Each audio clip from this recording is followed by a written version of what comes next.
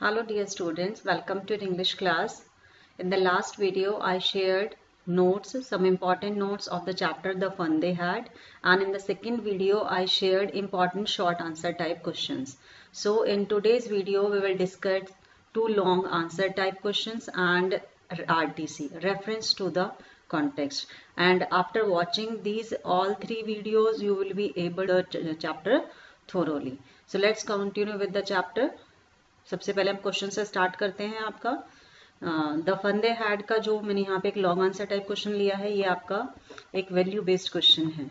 Value based question बेटा आपके थोड़े से जो क्वेश्चन होता है वो चैप्टर से थोड़ा सा डिफरेंट होता है। वैल्यू बेस्ड मीन्स होता है मूल्य पर आधारित। ज्यादातर जो क्वेश्चंस होते हैं बोर्ड एग्जाम्स के अंदर वैल्यू बेस्ड क्वेश्चंस पूछे जाते हैं, जिसमें ये जानने की कोशिश की जाती है कि बच्चों के सामने अगर हम कुछ सर्कमस्टांसेस रखते हैं तो उनका क्या सोचना है, that what is the point of view of the students regarding any circumstances.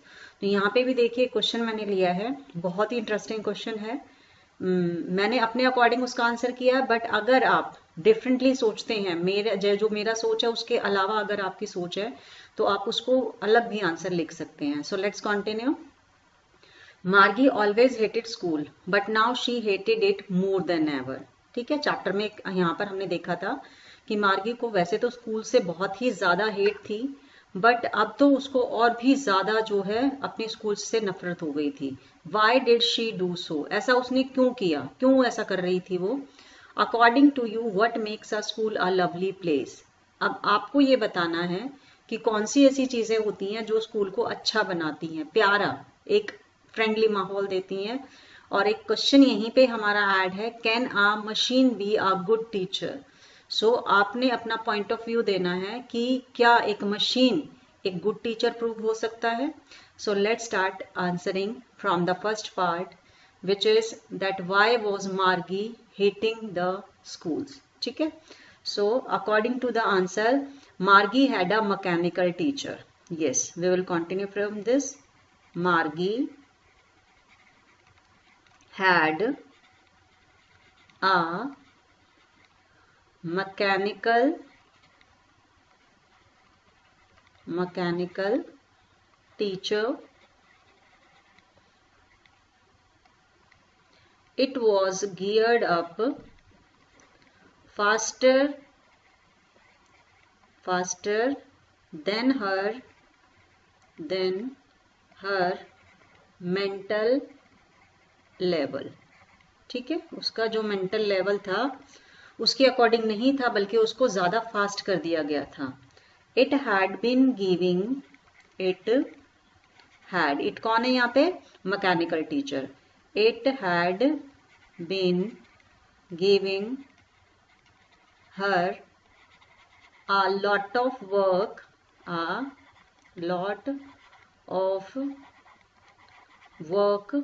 Homework आप कह सकते हैं, lot of homework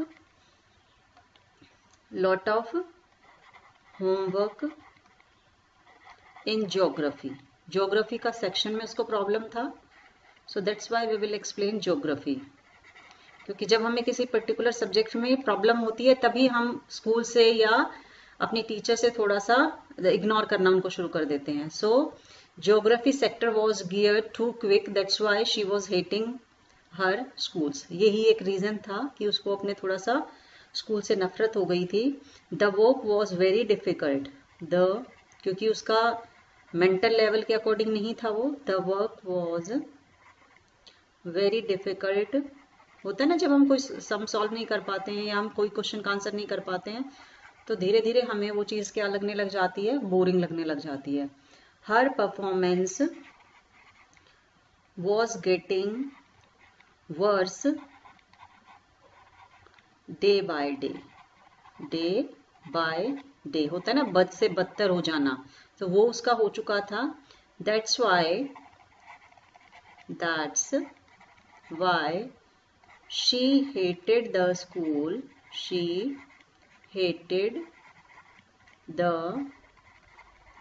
school, more than ever before. जितना वो पहले उस चीज से परेशान थी अभी वो उससे और भी ज्यादा परेशान हो गई थी। सो पहला हमारे इसमें ये आंसर आ गया, रीजन बता दिया हमने कि क्यों उसको इतना ज्यादा उससे एलर्जी हो गया था। नाउ नेक्स्ट वन कि according to you what makes a school a lovely place. So if there is no activity in a school, so if there is no activity in a school it becomes a boring place। आपने देखा होगा जब भी class में हमारा पढ़ने का मन नहीं करता है तो बच्चे बोल देते हैं मैम प्लीज आज पढ़ने का मूड नहीं है, आप हमें ग्राउंड में ले चलिए। तो हम बच्चों को थोड़ा सा एंजॉय करने के लिए ग्राउंड में ले जाते हैं, या हम कुछ सिंगिंग स्टार्ट कर देते हैं, कोई गेम खेलना शुरू कर देते हैं, या उनके लिए स्कूल्स के अंदर एक्स्ट्रा को करिकुलर एक्टिविटीज रखी जाती हैं। बिकॉज जब वो पढ़ रहे होते हैं तो साथ साथ उनको कुछ एक्स्ट्रा एक्टिविटीज की भी रिक्वायरमेंट होती है कि उनके लिए जो स्कूल्स है एक बोरिंग प्लेस ना बने, एक इंटरेस्टिंग प्लेस बना रहे। सो यहाँ पर ऐसा ही है कि अगर स्कूल्स में एक्टिविटी नहीं होती तो वो क्या बन जाता है, एक बोरिंग प्लेस बन जाता है। If teachers are mechanical there is no learning. If studies become joyful and stress free, a school so if studies become joyful and stress free a school becomes a lovely place। okay, so ये हमारा आ गया second part का answer कि अगर studies हमारी joyful होती हैं और स्ट्रेस फ्री होती हैं तो हमारा जो स्कूल है ऑटोमेटिकली क्या बन जाएगा, एक अच्छी जगह बन जाएगा। अभी थर्ड पार्ट में था कि can a machine B a good teacher, अब हम उसका आंसर लिखेंगे। सो बिकॉज मैंने आपको पहले भी बताया कि whenever our question is getting started from helping verb, तो first of all we will answer in yes or no। So यहाँ पर no या yes में आप आंसर स्टार्ट करेंगे। So my answer is no। no a machine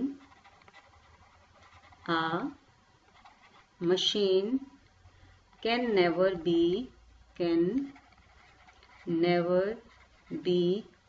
a good teacher। जो वो आपको इमोशंस को नहीं समझेंगी, आपके फीलिंग्स को नहीं समझेंगी, तो वो एक गुड टीचर कैसे बन सकते हैं। मशीन इस चीज को नहीं फील कर सकती हैं, उनके अंदर इमोशंस नहीं होते हैं। सो इसीलिए no a machine can never be a good teacher. Okay, and teacher. Okay, it can make one, क्यों रीजन है इसका हम लिखेंगे अभी। It can make one literate but not educated। इसका मतलब क्या है, पढ़ा तो आपको वो देंगे लेकिन आपके अंदर जो वैल्यूज इंस्टिल किए जाते हैं वो थ्रू टीचर्स होते हैं। टीचर्स आपको ये बताते हैं कि आपके लिए क्या अच्छी चीजें हैं, आपको क्या करना चाहिए, आपको एक दूसरे की हेल्प करना चाहिए, मॉरल वैल्यूज आपको सिखाते हैं। और एजुकेशन का मतलब यही होता है कि जब when you become a good human being और आप अपनी उस एजुकेशन को अपनी उस अच्छाई के अंदर लेकर के आते हो तो it means you are educated. So machine आपको लिटरेट तो कर सकती है, पढ़ा लिखा तो सकती है, बट वो आपको एजुकेट नहीं कर सकती है, इसका मतलब ये है। And not educated, a machine has no feelings। A machine has no feelings, emotions नहीं होते, feelings नहीं होती, ठीक है। A machine has no feelings। It can't understand a child। It can't understand a child। It can't develop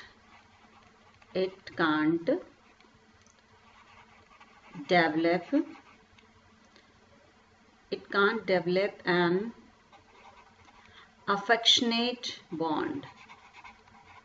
आप एक machine से कभी भी लगाव महसूस नहीं करेंगे, ठीक है। एक टीचर से आपका बॉन्ड बन जाता है, जिससे आप ऑटोमेटिकली उसके नेचर की वजह से, उसका पढ़ाने के तरीके की वजह से आप ऑटोमेटिकली उनको लाइक करना पसंद करते, एक बॉन्ड बन जाता है। आपने देखा होगा बहुत बार जब किसी टीचर का पोस्टिंग हो जाता है या किसी रीजन से उनको स्कूल छोड़ना पड़ता है, तो बच्चे इतना ज़्यादा कनेक्टेड होते हैं उस टीचर से कि वो बर्दाश्त नहीं कर पाते हैं उस चीज़ को। उनको लगता है कि मेरा टीचर क्यों जा रहा है मुझे छोड़ करके, ठीक है ना। और उनको बहुत ज़्यादा टाइम लग जाता है संभल में, इवन जो नया टीचर आता है उनके साथ भी कोप अप करने में उनको टाइम लग जाता है।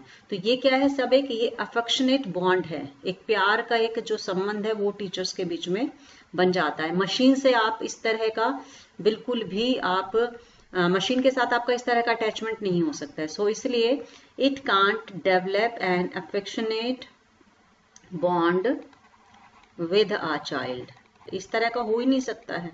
एंड अब लास्ट में हम कंक्लूड करेंगे, so a machine can never replace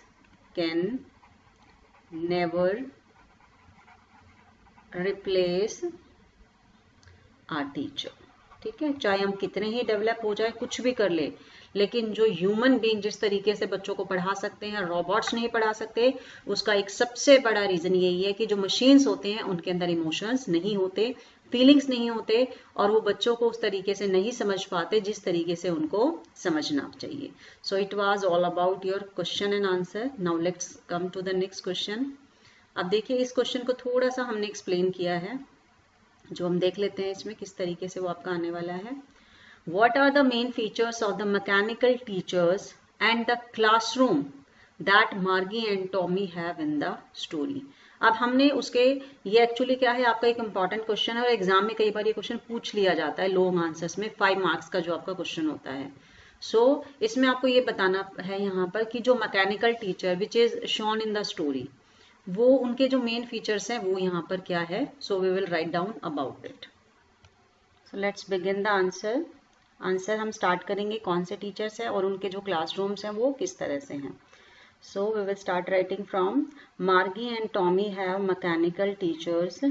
मार्गी and Tommy have mechanical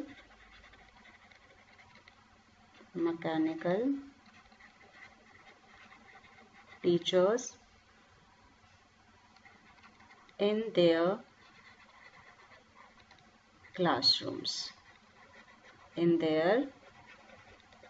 classrooms. They don't have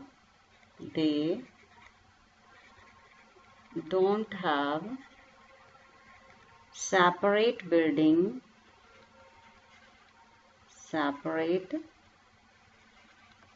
building. They don't have separate building for their school. कोई अलग से बिल्डिंग नहीं है उनकी, वो ही है। अभी जो स्कूल की जो बिल्डिंग है वो जैसे हमारी बिल्डिंग बिल्कुल अलग होती है स्कूल की, वो इस तरह से बिल्कुल भी नहीं है। And the next room to their, कहाँ पर है उनकी classroom? The next room to their bedroom is their classroom. उनको कहीं दूर नहीं जाना पड़ता, कोई बसेस नहीं आती उनके लिए। उनका जो बेडरूम है उसी के साथ वाला रूम उनका क्या है, यहाँ पर क्लासरूम है। एंड देयर टीचर्स आर, अब हम टीचर्स के बारे में लिखेंगे। There teachers are in fact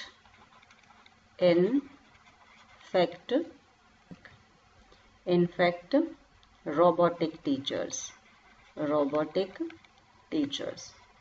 कोई ह्यूमन बीइंग नहीं है, बल्कि उनके जो टीचर हैं वो क्या हैं, एक रोबोटिक टीचर्स हैं, ठीक है। और क्लासरूम भी कहाँ है उनका? Just there next to their bedroom. They have sectors of, और उस टीचर्स में क्या है? They have sectors for different subjects. जैसे आपको बताया था मैंने, कोई सेक्टर अगर खराब हो जाता है, जैसे हिस्ट्री का सेक्टर पूरा ब्लैंक्ड आउट हो गया था टॉमी का, फिर मार्गी का जो हिस्ट्री सेक्टर था उसमें प्रॉब्लम आ रही थी। So they have sectors for different subjects having set, क्या किया गया है उसमें, सेट किया गया है, टेक्स्ट को सेट किया गया है, टेक्स्ट, स्पीड, क्योंकि आपने देखा कि किस तरीके से मार्गी का जो मेंटल लेवल था वो उसके अकॉर्डिंग नहीं था, तो उसकी स्पीड को काउंटिंग इंस्पेक्टर ने क्या किया था, कम कर दिया था। सो उसमें क्या क्या है आपका सेट, यहाँ पर डिफरेंट सब्जेक्ट्स हैं, हैविंग सेट, क्या क्या उसके अंदर, टेक्स्ट है, स्पीड है एंड लेवल है, एंड लेवल। सो बच्चे के मेंटल लेवल के अकॉर्डिंग उसको क्या कर दिया जाता है, उसको सेट कर दिया जाता है। सो अब हम थोड़ा सा टीचर के बारे में एक्सप्लेन करेंगे कि वो जो टीचर है वो जो स्क्रीन के ऊपर अवेलेबल होता है वो किस तरह से वर्क करता है। तो हम इसका एक सेकंड पैराग्राफ बनाएंगे, क्योंकि लॉन्ग आंसर है तो हम 2 पैराग्राफ्स में इसका आंसर जो है वो राइट कर सकते हैं। सो द मैकेनिकल टीचर्स के बारे में थोड़ा सा और एक्सप्लेन करते हैं। The mechanical teachers have a big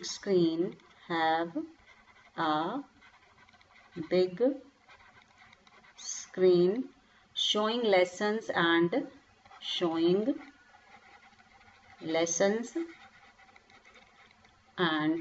test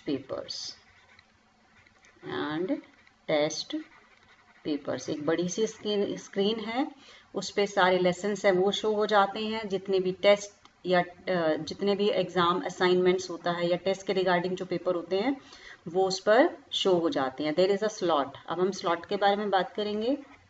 there slot मैंने बताया था वो एक स्पेस जहां पर बच्चों को अपने असाइनमेंट्स और अपने टेस्ट पेपर्स को इवैल्यूएशन के लिए क्या करना पड़ता है, सबमिट करना पड़ता है। तो अब हम बताएंगे there is slot where each child has to each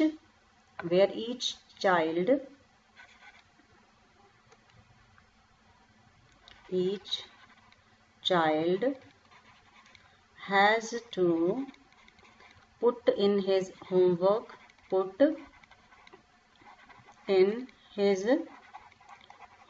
जैसे आप स्कूल में जाते हैं आपको होमवर्क मिलता है तो आप टीचर को जाके सबमिट करवाते हैं, तो यहाँ पर जो होमवर्क गिवन होता है बच्चों को वो स्लॉट में सबमिट करना पड़ता है। And test papers for evaluation, जैसे हमारा स्कूल्स में इवैल्यूएशन होता है बच्चों का, एग्जाम्स होते हैं, यूटी होते हैं, फाइनल होते हैं और उनको इवैल्यूएट किया जाता है, उसके बाद उनका रिजल्ट आ जाता है। तो इसी तरीके से वो स्लॉट है वहाँ पर, उसमें बच्चे अपना होमवर्क करते हैं, टेस्ट पेपर्स करते हैं, किसके लिए, इवैल्यूएशन के लिए। दीज टीचर्स, अब थोड़ा सा और टीचर के बारे में करते हैं। These teachers could evaluate the assignments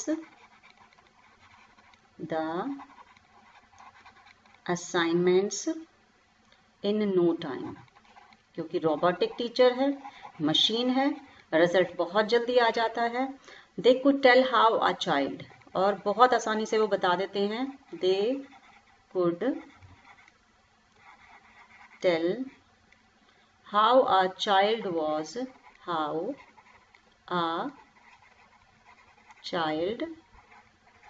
was performing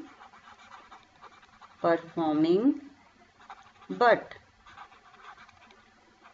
could never tell why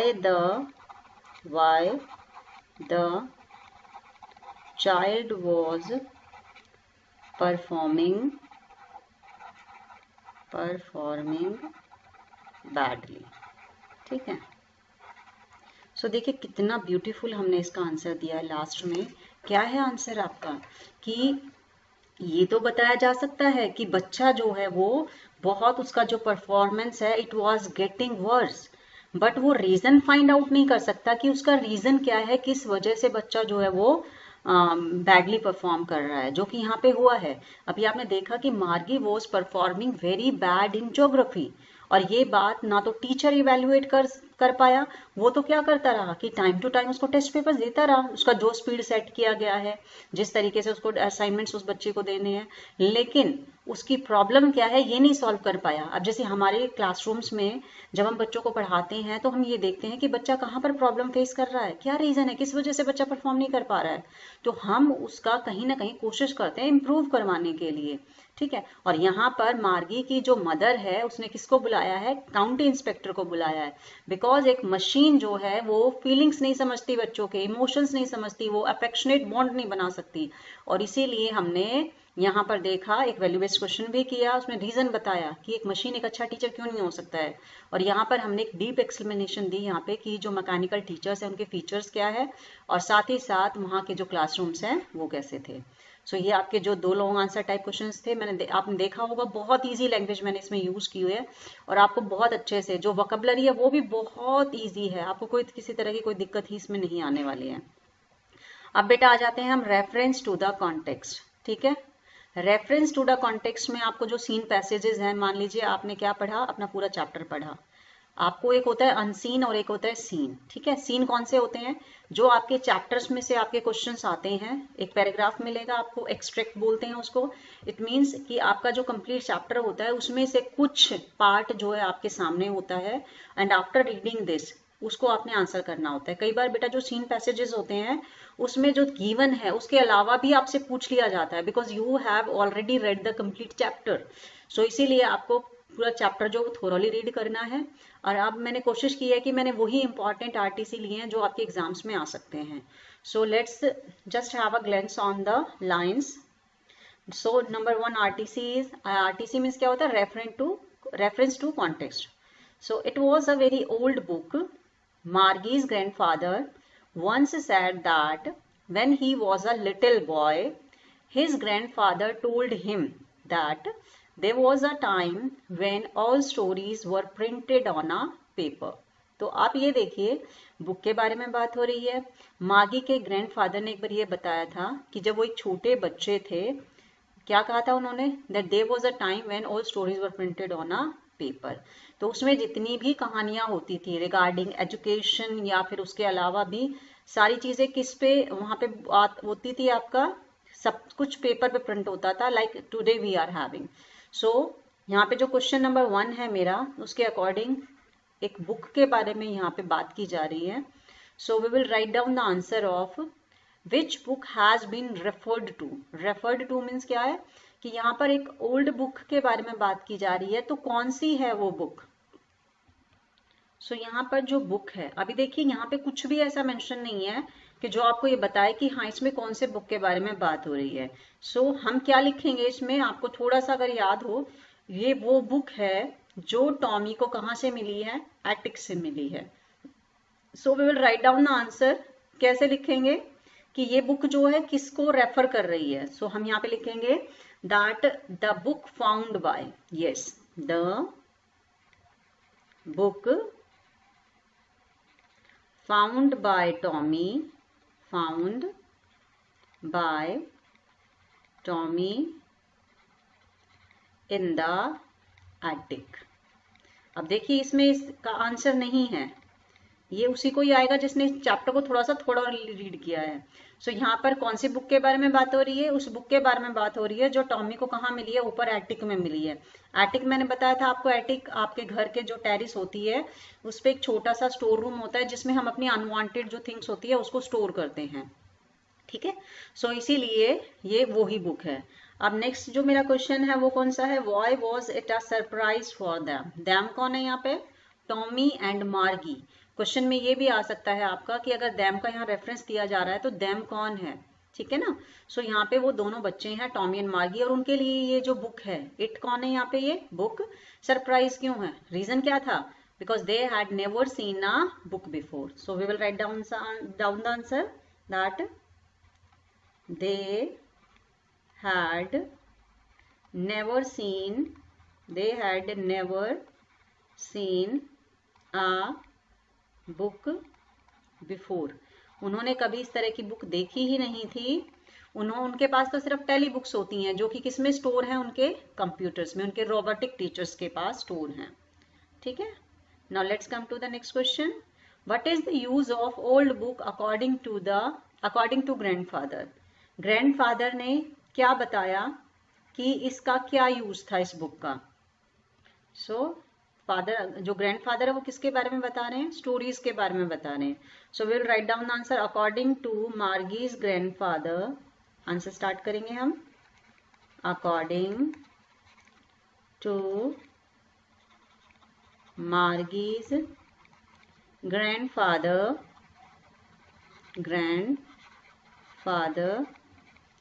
the old book contained valuable stories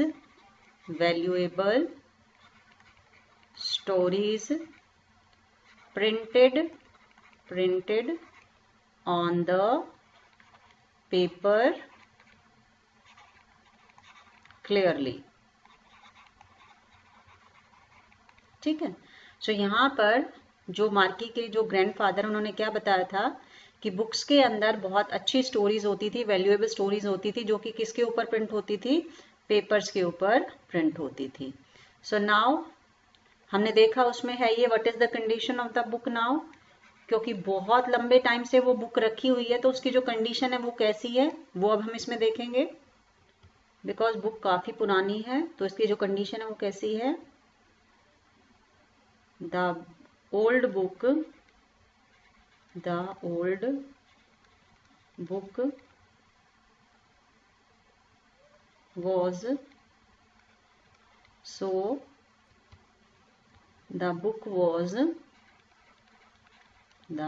was so old that its pages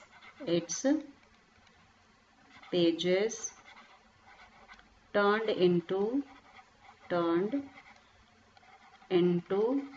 yellow and crinkly. ठीक है. सो बुक इतनी पुरानी है कि उसके जो पेजेस हैं वो येलोइश हो चुके हैं और क्रिंकली, जैसे कोई चीज आपने देखा होगा जब हम किसी चीज को बहुत ज्यादा फोल्ड कर देते हैं तो उसमें बहुत ज्यादा निशान हो जाते हैं. तो वो इसी तरह से जो है वो जो उसके बुक है उसकी कंडीशन जो है वो ज्यादा अच्छी नहीं है क्योंकि वो बहुत पुरानी हो चुकी है. उसके पेज जो है वो येलोइश हो चुके हैं और क्रिंकली हो चुके हैं. ठीक है. So it was all about your first RTC. Now we are coming to the next, which is actually the overall pattern of her progress is quite satisfactory. And he patted Margie's head again. Margie was disappointed. She had been hoping they would take the teacher away altogether. So अभी देखिए यहाँ पर ये जो line है आपकी थोड़ा सा माइंड में आ रहा होगा. जब मैंने आपके साथ नोट्स शेयर किए थे तो उसमें जब काउंटी इंस्पेक्टर आते हैं उसको, टीचर को, जो रोबोटिक टीचर है उसको ठीक करने के लिए, क्योंकि मार्गी की परफॉर्मेंस बहुत ज़्यादा ख़राब होती जा रही थी, तो उसकी जो मदर है मिसेस जॉन्स हैं, उन्होंने काउंटी इंस्पेक्टर को बुलवाया था. सो यहाँ पर देखिए ये जो वर्ड्स हैं ये किसने बोले थे? काउंटी इंस्पेक्टर ने बोले थे. Actually the overall pattern of her progress is quite satisfactory. जैसे ही उन्होंने उसके जो टेस्ट पेपर्स वगैरह थे उस मशीन के अंदर देखे तो उन्होंने बताया कि इसका जो परफॉर्मेंस है वो काफ़ी सेटिस्फैक्ट्री है. And he patted Margie's head again. He कौन है यहाँ पे? काउंटी इंस्पेक्टर है. ये कौन है यहाँ पे? County inspector. ठीक है. दोबारा से उसका जो सर था उसको थपथपाया उन्होंने. ठीक है. मार्गी वॉज डिसअपॉइंटेड. मार्गी डिसअपॉइंटेड हो गई. She had been hoping they would take the teacher away all together. क्यों डिसअपॉइंट हो गई? उसने सोचा रोबोटिक टीचर में कोई प्रॉब्लम है और काउंटी इंस्पेक्टर आएंगे और थोड़े से टाइम के लिए उसको अपने साथ ले जाएंगे और उसको थोड़ा सा टाइम के लिए अपनी पढ़ाई से छुटकारा मिल जाएगा. ठीक है ना. सो यहाँ पर देखिए जब हमारा आंसर स्टार्ट होगा, क्योंकि अब देखिए इसमें कहीं पे भी ये नहीं गिवन है कि किसके बारे में बात यहाँ पे हो रही है. ठीक है ना. So whose progress is being talked about. किसकी प्रोग्रेस के बारे में यहाँ पे, सो यहाँ पे किसके बारे में बात हो रही है? मार्गी के बारे में. So simply we will write down Margie's. ठीक है ना. Margie's progress is being talked about, और you can write down only in one word, Margie's, in this way. Okay. So it has been completed. So now let's come to the why was Margie disappointed. So simple सा answer है. क्या था? Her teacher was not taken away, एक यही कारण था, ठीक है ना। Her teacher was not taken away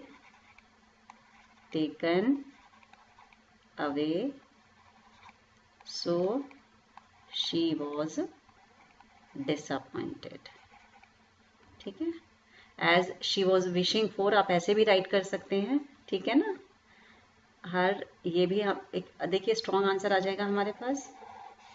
yes, her teacher was not taken away as she wished for, जैसा उसने सोचा था ऐसा नहीं हुआ, जैसा वो करना चाह रही थी, सोच रही थी, भगवान से प्रे कर रही थी। Now we are having the next question, what do you understand by overall pattern of her progress, यानी उसका जो overall pattern of progress county inspector ने कहा, उसका मीनिंग क्या था। सो दो मार्गी वॉज, आंसर स्टार्ट करेंगे, क्या मीनिंग है इसका। दो मार्गी was not performing well but her progress was satisfactory। इसका रीजन क्या था। as she was assessed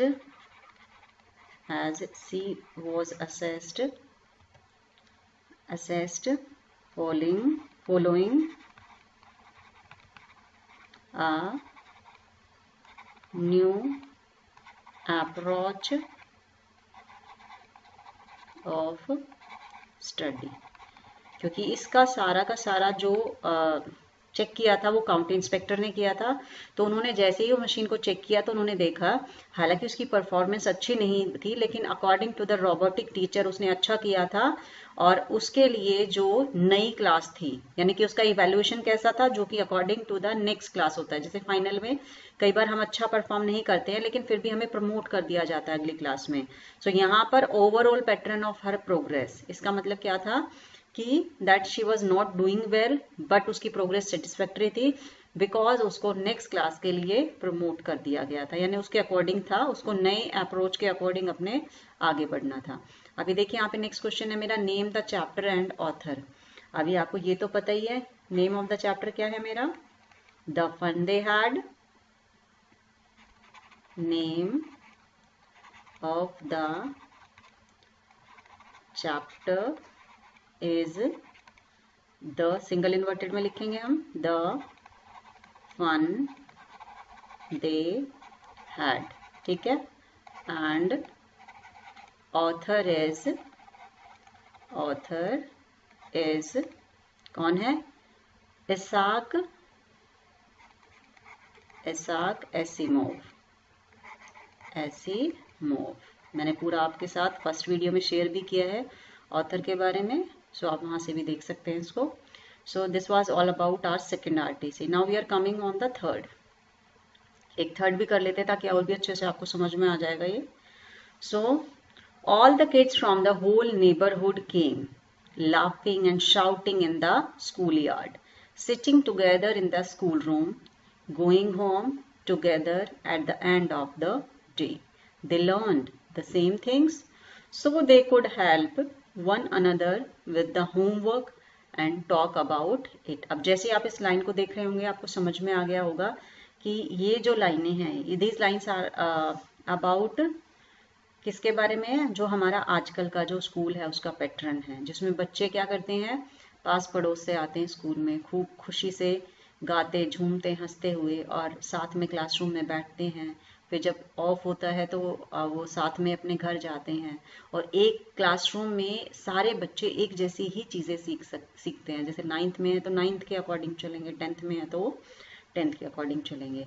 और सबसे बड़ी जो इसमें बेनिफिट है, जो प्लस पॉइंट है, वो कौन सा है कि एक दूसरे की हेल्प कर सकते हैं। जैसे आपके फ्रेंड्स भी आपकी हेल्प करते होंगे, क्योंकि चैप्टर नहीं समझ में आया है तो आप एक दूसरे की हेल्प उसमें कर सकते हैं। सो यहाँ पे ये सारी चीज़ें कौन सोच रहा है, यहाँ पे सारी चीज़ें मार्गी सोच रही है when she was doing her arithmetic calculations. जब वो अपनी अर्थमेटिक कैलकुलेशंस कर रही थी तो वो इन सब चीज़ों के बारे में सोच रही थी कि कितना ज़्यादा फनी होगा उन लोगों के लिए उस एक बिल्डिंग के अंदर जाना, क्लासरूम्स में बैठना, साथ लंच करना, खेलना और वापस एक साथ अपने फ्रेंड्स के साथ अपने घर वापस जाना। सो यहाँ पे जो मेरा फर्स्ट क्वेश्चन है, व्हाट इज मार्गी थिंकिंग अबाउट। मार्गी किस चीज के बारे में यहाँ पर सोच रही है। सो मार्गी यहाँ पे किसके बारे में सोच रही है, about old schools. Old schools कौन से हैं, जो हमारे वाले हैं, जिसमें हमारे बच्चे भी जा रहे हैं, उनके बारे में वो सोच रहे हैं। How is the school under reference different from the present one. अब देखिए क्वेश्चन को आपने बहुत अच्छे से समझना है, क्योंकि क्वेश्चन थोड़ा सा कंफ्यूजिंग है। क्यों है कंफ्यूजिंग, देखिए, how is the school under reference different from the present ones. अब प्रेजेंट वंस यहाँ पे कौन से वाला है, किसका है, मार्गी का स्कूल है, क्योंकि हम चैप्टर के अकॉर्डिंग चल रहे हैं।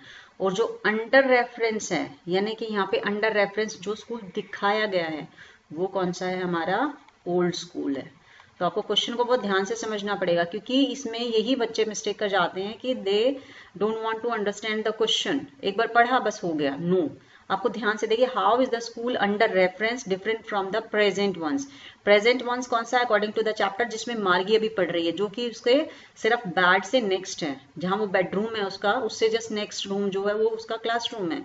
और अंडर रेफरेंस में कौन से स्कूल के बारे में बात की जा रही है, जो रेफरेंस हमें गिवन है उसमें है ओल्ड स्कूल्स के बारे में, जिसमें आप जाते हैं। अब आपको ये बताना है कि वो किस तरह से डिफरेंस है। तो अब आप डिफरेंट है, तो अब जब आप इस आंसर को लिखेंगे तो आप बहुत ध्यान से करेंगे। द प्रेजेंट स्कूल्स, आप स्टार्ट करेंगे प्रेजेंट से ही बता देंगे, the present schools have mechanical teachers। जो प्रेजेंट स्कूल है, प्रेजेंट कई बार बच्चे क्या सोच लेते हैं, जो हमारे बारे में बात कर रहे हैं, ऐसा नहीं है। यहाँ पर कौन है, जो चैप्टर में गिवन है, the present schools have mechanical teachers. अब हम लिखेंगे, the school under reference had a separate building where students were taught together by human teachers। बस आपको एक बार क्वेश्चन को समझना है और उसके अकॉर्डिंग आपको आंसर करना है कि प्रेजेंट में कैसा है। Present is about the chapter, और जो रेफरेंस यहाँ पे गिवन है, it is all about the old school. ये आपको ध्यान रखना है। What was the practice in the old school room. ठीक है, now we will write down the old school means the buildings or schools right now we are having। all the कैसा है वो, all the kids sat together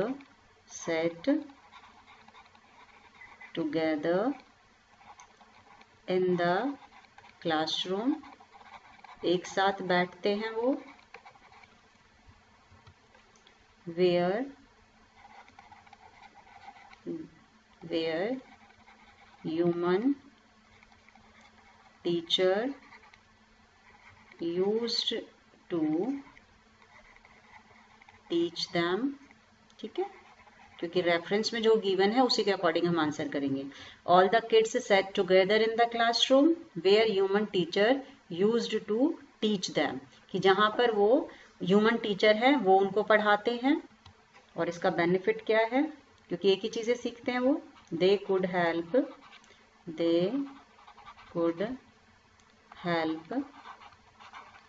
one another एक दूसरे की मदद कर सकते हैं, हेल्प कर सकते हैं। One another in homework and